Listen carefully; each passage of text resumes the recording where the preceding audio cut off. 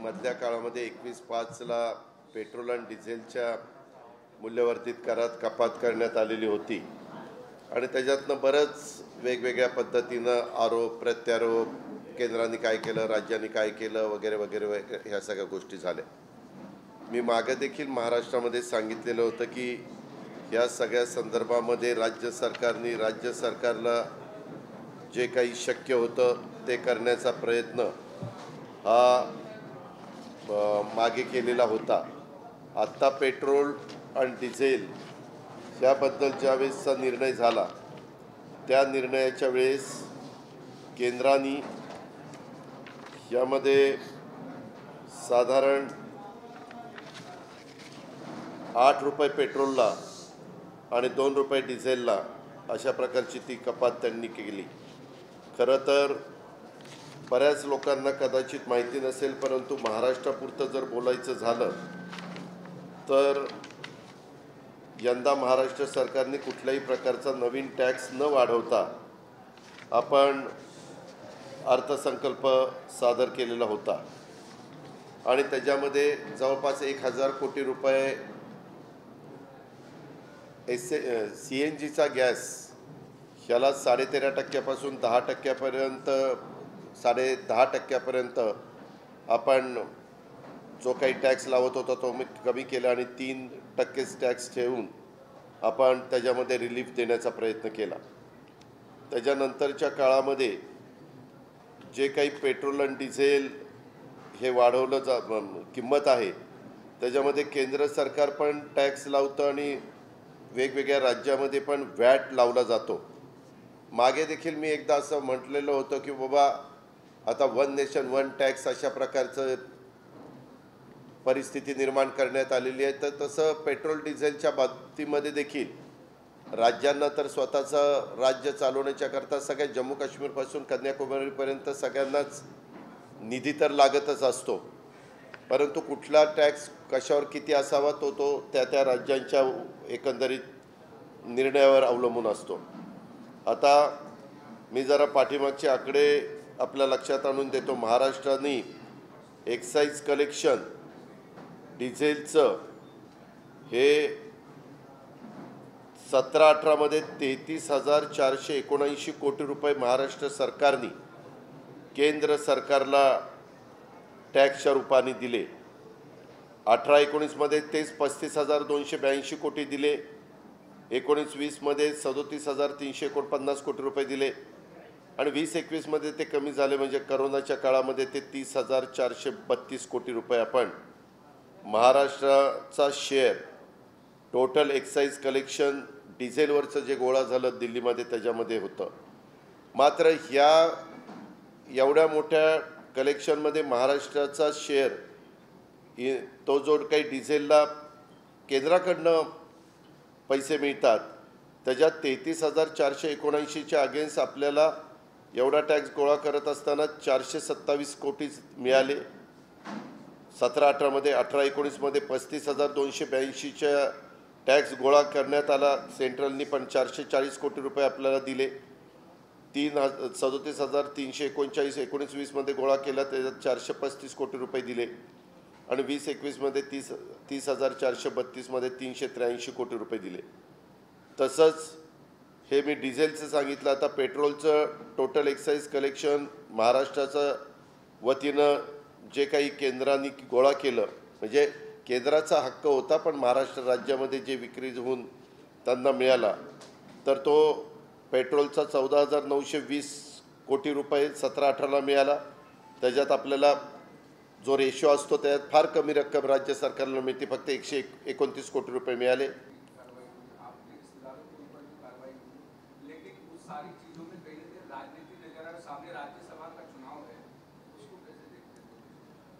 जब तक उसके बारे में पूरी जानकारी मुझे नहीं मिलती, मैंने शुरू में ही आपको बताया कि सेंट्रल को, स्टेट को, उनके एजेंसीज को ऐसे कार्रवाई करने का अधिकार है, लेकिन वो अधिकार जब वो उसकी अमलबजावनी करने की कोशिश करते हैं तो उसमें ट्रांसपेरेंसी होनी चाहिए. पॉलिटिकल एंगल से किसी ने भी वैसी कार्रवाई करने की जरूरत नहीं है। ये कार्रवाई किस एंगल से हुई है मुझे पता नहीं। राज्यसभा के सीटों को लेकर किस तरीके से क्या सरकार पे दबाव बनता है, क्योंकि मंत्री है, दो मंत्री, मुझे उसके बारे में ज़्यादा कुछ मालूमात नहीं है।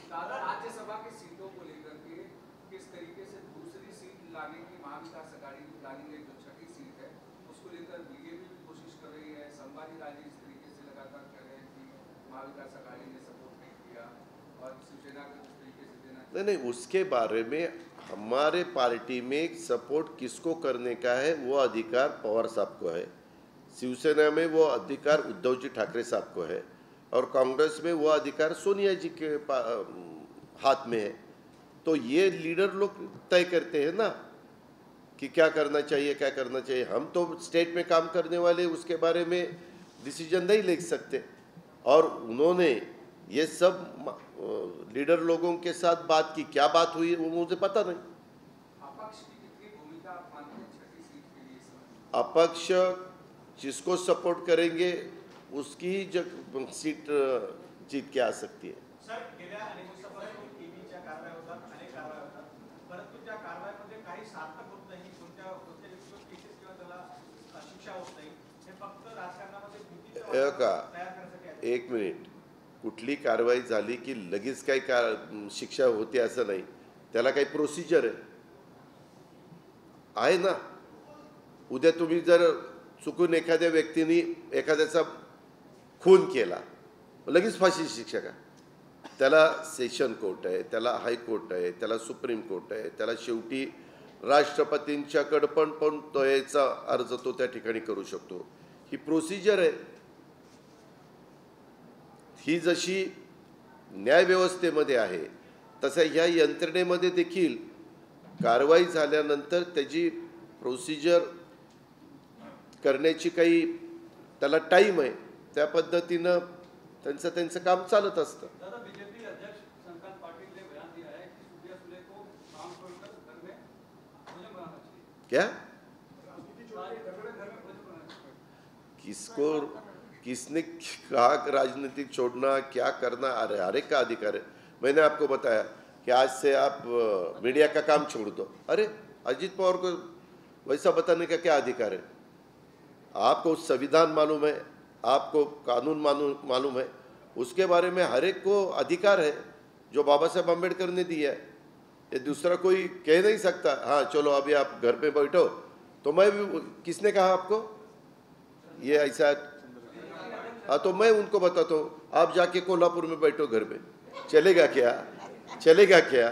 नहीं चलेगा। नहीं तो आप ब्रेकिंग न्यूज, अजित पवार ने दादा को बताया कि आप अभी घर पे जाओ और घर में बैठो। ऐसा नहीं, मैं भी नहीं उनको कह सकता और वो भी मेरे बहन को नहीं कह सकते, उनको वो अधिकार नहीं है। वो अधिकार डेमोक्रेसी में लोगों को है। लोगों को किसको वहाँ बिठाना, किसको नहीं बिठाना, किसको किसका पराजय करने का है, किसका जय करने का है, वो तो मतदार का अधिकार है, वोटर का अधिकार है।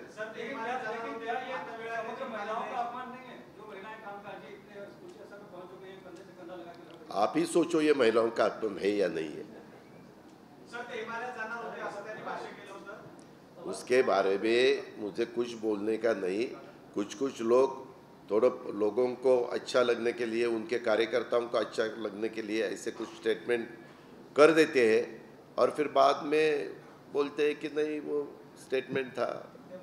आरटीआई में खुलासा हुआ है कि 2,44,000 पद सरकार शिवसेना ने कहा कि आप शिवसेना में शामिल होंगे तो हम समर्थन करेंगे, और बीजेपी कह रही है कि शरद पवार ने ट्रैप लगाया था।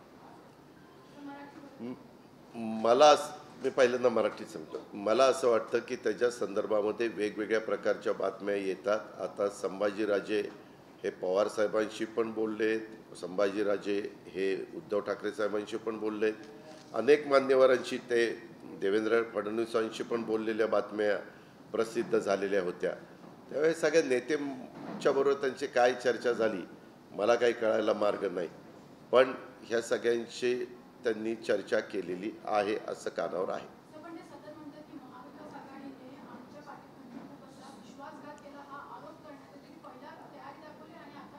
कोणी तयारी दाखवली?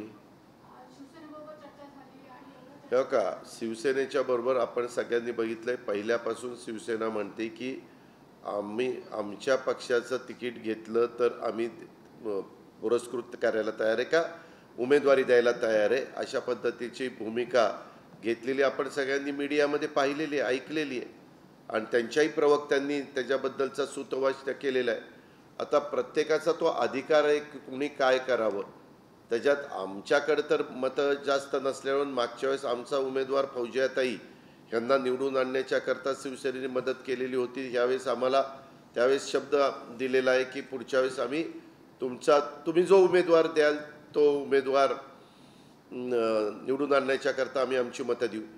माझ्या माहितीप्रमाणे त्या दिवशी 12 वाजेपर्यंत त्यांना विनंती पण केलेली होती की आपण वर्षावर या आणि चर्चा करा, परंतु काही नंतर दोघांची चर्चा झालेली दिसत नाही.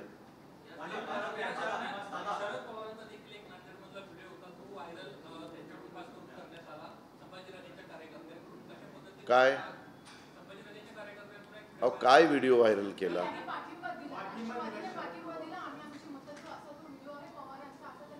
मला पवार साहेब हे आमचे सर्वोच्च नेते साहेब, मी मागे तुम्हाला प्रेसमध्ये सांगितलेलं होतं की एक जागा राष्ट्रवादी, एक काँग्रेस, एक शिवसेना, आमची मतं आम्ही शिवसेनेला देणार आहोत आणि BJPकडे 2 जागा आरामात निवडून जातील अशी मतं आहेत. 42चा कोटा आहे, 42 दुने 84, त्यांचे 106 आहेत आणि त्यांनी पण अपक्ष निवडून आलेत. उदाहरणार्थ रवी राणा, बालदी किंवा राजा राऊत वगैरे अशा पद्धतीनं जे आमदार आहेत ते त्यांच्या विचाराचे आहेत. त्यांच्याकडं बघितलं तर 42 दुने 84, 84 ते 16 आणि ते वरचे 6, 22 आणि हे काही असे त्यांच्याकडे पण 27-28 मतं आत्ताच्या घडीला आहेत.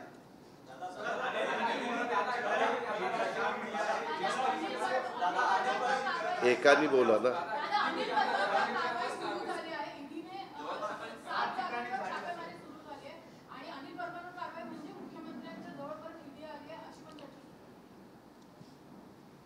केंद्रीय यंत्रणा हे वेगवेगळ्या पद्धतीनं त्यांना जो अधिकार दिलेला आहे त्याचा वापर करतात. तुम्ही बघितलेलं आहे. मागे पण आपण अनेकांच्या बाबतीमध्ये इन्कम टॅक्स, CBI, ED यांच्याबद्दलच्या कारवाई झालेल्या बघितल्या. इव्हन माझ्याही नातेवाईकांच्याबद्दल इन्कम टॅक्सनी कारवाया म्हणजे त्यांचा तो अधिकार आहे, त्यांनी धाडी टाकलेल्या होत्या आणि जे काही त्यांना तपास करायचा होता तो तपास करण्याचा अधिकार आहे. ह्यामध्ये आत्ताही कारवाई चालू आहे असं मला मगाशी काहींनी सांगितलं, परंतु कुठल्या बेसवर कारवाई चालू आहे, काय चालू आहे, कारण मागे पण काहींनी सूतोवाच केलेला होता. आता अमक्याचा नंबर, तमक्याचा नंबर अशाही गोष्टी काही जण बोलतात आणि नंतर तशा पद्धतीनं घडतं. ह्यामध्ये अशा यंत्रणेत कुणाचाही हस्तक्षेप न होता पारदर्शकपणे तपास करण्याच्या करता कुणाची नाही आहे.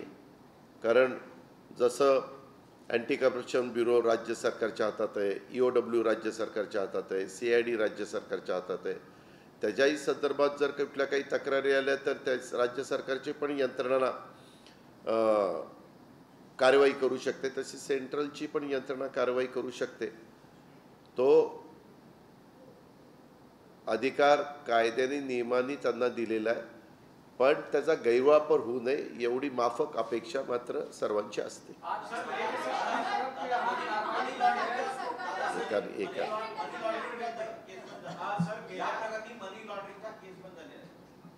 नाही, मला काहीच माहीत नाही. मी तुम्हाला सांगितलं ना, मी सकाळी 7 वाजता इथं आलो.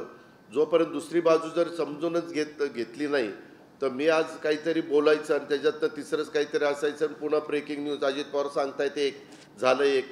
मी बाकीची गोष्ट माहिती घेतल्याशिवाय सांगणार नाही. पण मी आधी तुम्हाला सांगितलेलं आहे की केंद्राच्या यंत्रणांना, राज्याच्या यंत्रणांना चौकशी करण्याचा अधिकार आहे. त्या चौकशीचा गैरवापर कुठल्याही म्हणजे केंद्राने पण आणि राज्यांनी पण कुणाच्या बाबतीमध्ये त्या ठिकाणी करू नये.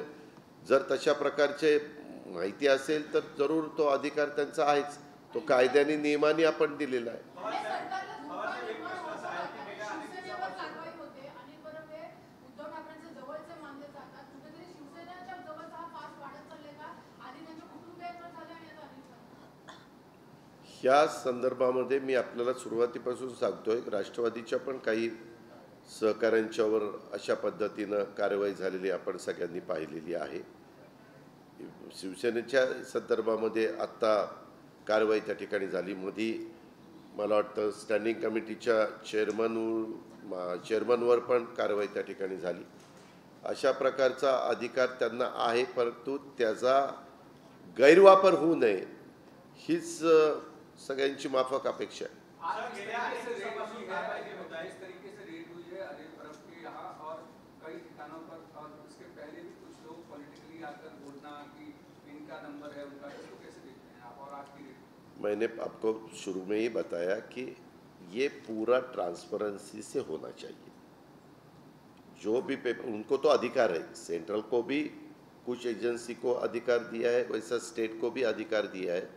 स्टेट हो या सेंट्रल हो, हर एक गवर्नमेंट ने वो अधिकार, जब उसके बारे में वो कार्रवाई करते हैं तो पॉलिटिकल एंगल से कार्रवाई नहीं होनी चाहिए. इतना ही मेरा कहना है. इसके पहले भी एनसीपी के कई नेताओं पर सरकार के सरकारी विभाग में रिक्त पड़े हैं, उनको भरने की प्रक्रिया कब तक होगी? क्योंकि बेरोजगारी चालू है. बीच में मेरे ख्याल से एजुकेशन डिपार्टमेंट की,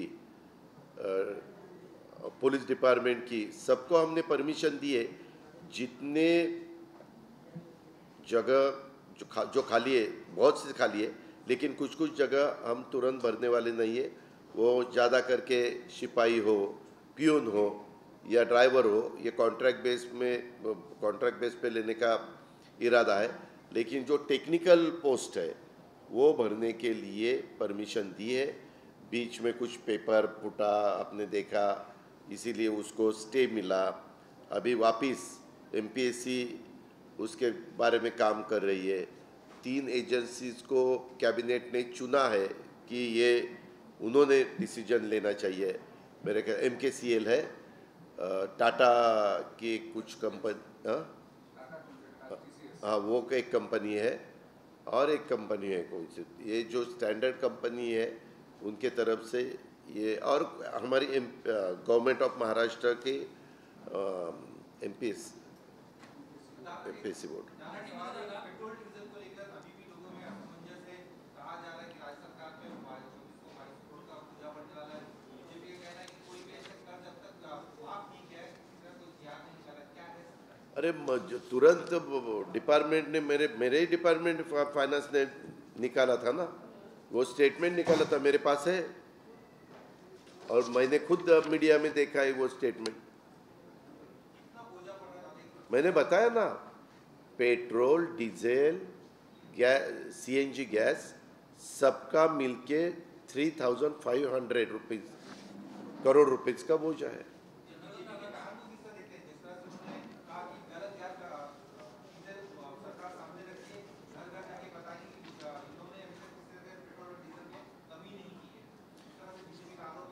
अरे उनका आरोप जो है सो है, मुझे उसमें कुछ लेना देना नहीं है. मैंने आपको बताया कि हमने इतना पैसा कम किया है, या हमने आपको क्लियर बताया है, और उसके बारे में स्टेटमेंट भी निकाला है.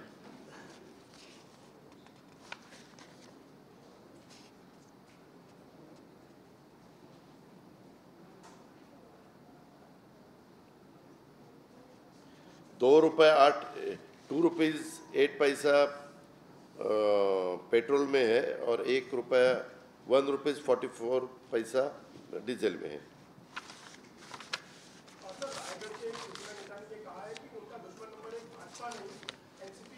किसने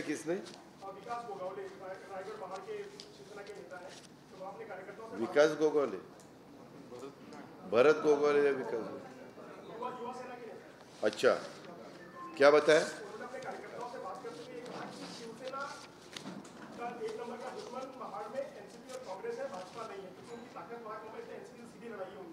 ये देखो, ये हमारे कार्यकर्ताओं ने, नीचे वाले कार्यकर्ताओं को कोई वैसा अधिकार नहीं रहता, एनसीपी में नहीं, कांग्रेस में नहीं और शिवसेना में भी नहीं।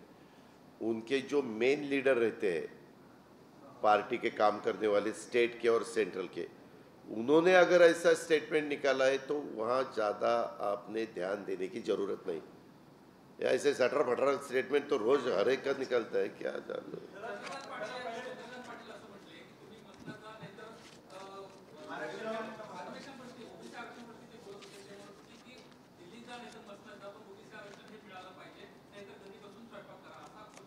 हो का, ते अतिशय चुकीचं स्टेटमेंट चंद्रकांत दादा पाटलांचं आहे। महाराष्ट्राची ती संस्कृती नाही आहे।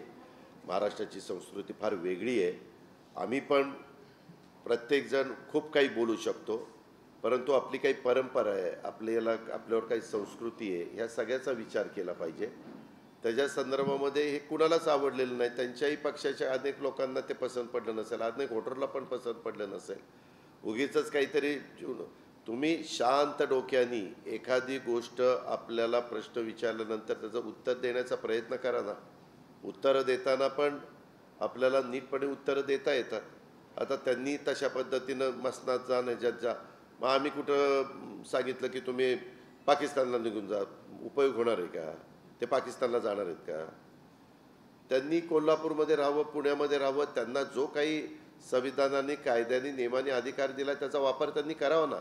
पण तो करत असताना कुणी, म्हणजे त्यांनीच नाही, कुठल्याही राजकीय पक्षांनी तारतम्य ठेवून स्टेटमेंट केलं पाहिजे, वक्तव्य केलं पाहिजे। कुठल्याही घटकाला, कुठल्याही समाजाला किंवा महिला वर्गाला त्याच्यातनं त्यांच्या भावना दुखवतील असं कुठलंही कुणी बोलता कामा नाही, करता कामा नाही।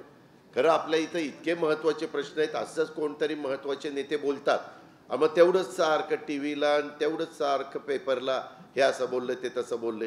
कितीदा ते तुम्हाला तर 50 वेळा मी सांगितलं की ते बोलले असतील तर त्यांची चूक आहे असं मला वाटतं। आता ती त्यांनी मान्य करायची का नाही तो त्यांच्या मनाचा मोठेपणा आहे। पण मी पुन्हा म्हणतो, आमच्याही लोकांनी असं कुणाच्याबद्दल बोलू नये।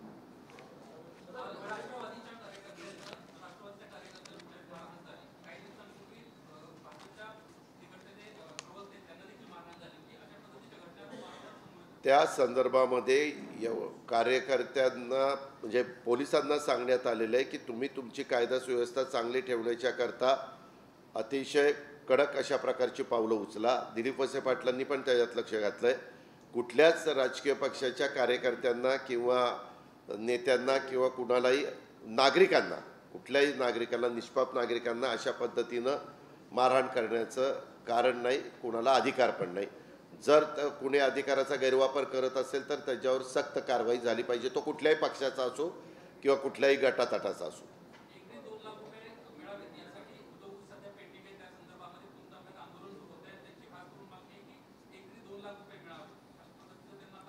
आमचा प्रयत्न शेवटपर्यंत सर्वच्या सर्व ऊस गळिताला जावा असा आहे। त्याकरता साखर आयुक्त सतत लक्ष ठेवून आहेत, सहकार मंत्री लक्ष ठेवून आहेत, आम्ही लोक लक्ष ठेवून आहे। 1 मे पासून टनाला 200 रुपये अनुदान देण्याचा निर्णय घेतलेला आहे। रिकव्हरी लॉस वगैरे होतो त्याच्यातनं।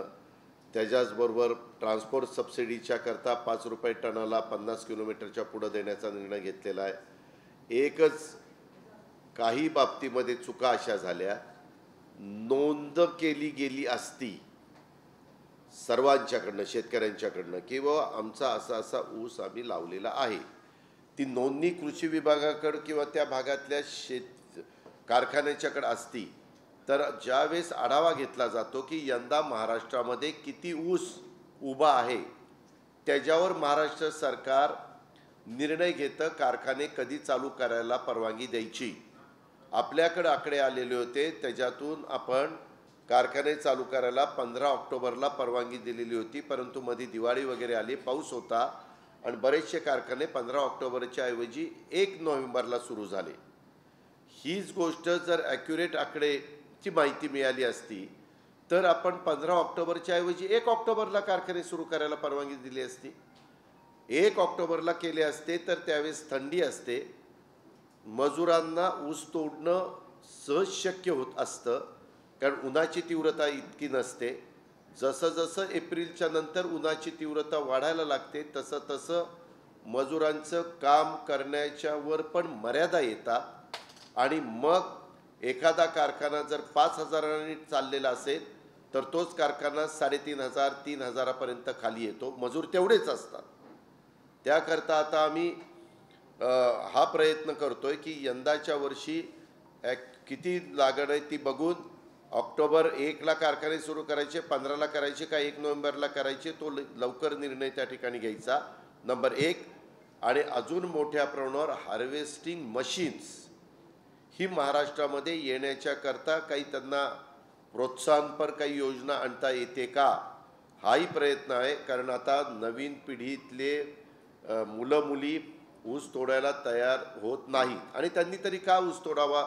त्यांच्या खापरपंजानी तोडला, पंजानी तोडला, आजोबांनी तोडला, वडिलांनी तोडला. आता मुलांना वाटतं की काहीतरी आता आम्हाला वेगळं काम पाहिजे, थोडंसं हलकं काम पाहिजे, कारण हे फार कष्टाचं काम आहे. पहाटे जाऊन फडामध्ये 4 वाजता ऊस तोडायला सुरुवात करावी लागते. अशा या सगळ्या गोष्टी आहेत. तर आमचा प्रयत्न काही झालं, मी कालच रात्री पुन्हा सहकार मंत्री आणि साखर आयुक्त आम्ही दोघं चर्चा करत होतो. त्याच्यात आत्ता ऊस आपल्याकडे बीड जिल्ह्यामध्ये, नांदेड जिल्ह्यामध्ये, लातूर जिल्ह्यामध्ये आणि जालना जिल्ह्यामध्ये ह्या 4 आणि साताऱ्यामध्ये अजिंक्यतारा सहकारी साखर कारखान्याच्या कार्यक्षेत्रामध्ये तिथं आहे. आम्ही त्यांना सतत सांगतोय की आम्ही तुम्हाला मदत करतोय, संपूर्ण ऊस गळीताला जाईपर्यंत कृपा करून कारखाने बंद करू नका, अशा पद्धतीनं आदेश राज्य सरकारने काढलेले आहेत.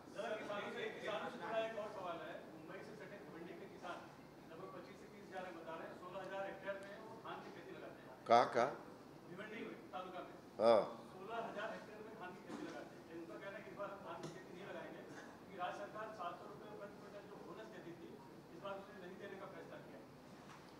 आपको किसने बताया नहीं देने का फैसला किया? ये देखो, उसका जो दाम तय हो जाता है वो सेंट्रल गवर्नमेंट करती है, बराबर है. हमेशा कोई भी गवर्नमेंट मदद नहीं करती. जब नुकसान हो जाता है उसमें यील्ड कम आता है, कभी ज़्यादा बारिश गिरती है, कभी निसर्ग चक्रीवादळ हो या आदर्श चक्रीवादळ या तोकते चक्रीवादळ, ऐसे कोई घटना घड़ी तो उसके बारे में डिसीजन ले सकते. अभी बीच में मैंने ही हाउस में बताया था कि बोनस के बजाय ये फार्मर्स के 7-12 के ऊपर धान का क्रॉप उन्होंने लिया है, ऐसा रिकॉर्ड पे आएगा तो मदद करने के लिए तकलीफ नहीं होती.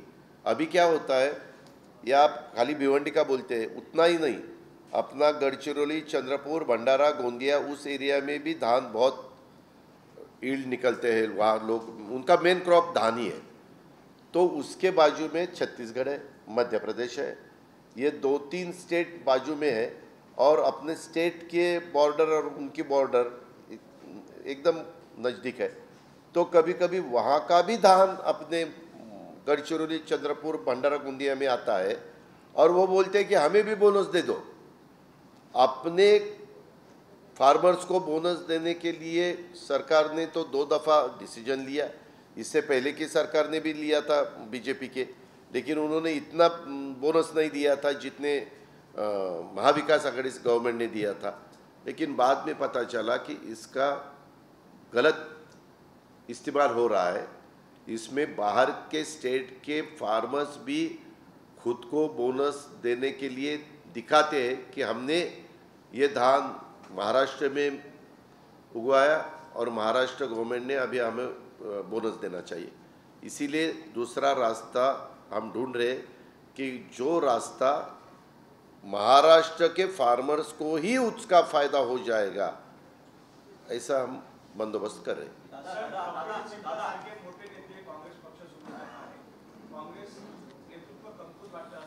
मला काही सांगायचं नाही. कुणी कुठल्या पक्षाला सोडावं, कुणी कुठल्या पक्षाला सोडावं, ज्याचा त्याचा अधिकार आहे. ते त्यांनाच विचारा, जे नेते सोडून चाललेत का सोडायला निघाला. दादा, गोंदिया जिल्ह्यामध्ये काही तालुक्यांमध्ये शासकीय धान खरेदी केंद्र अजूनही बंद आहे. रबी फसल निघालेली आहे.